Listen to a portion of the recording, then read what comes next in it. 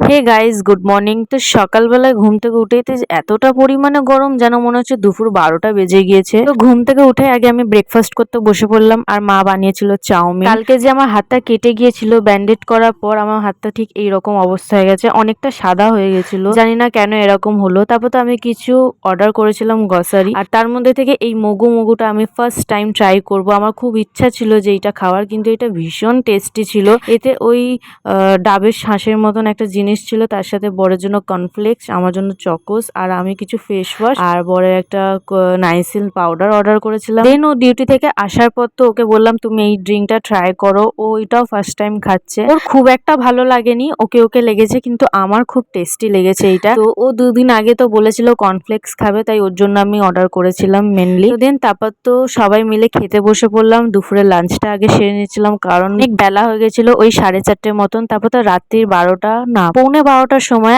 আমি আর লাড্ডু জেগে আছি। আমাদের মিষ্টি খেতে ইচ্ছা করছিল, কিন্তু মিষ্টি তো আর পাইনি, তাই ডেয়ারি মিল্কটাই খাচ্ছিলাম। চলো আজকের এই দিনটা এভাবেই হাসি খুশিতে কাটালাম। ভালো লাগলে একটা লাইক করে দিও। টাটা।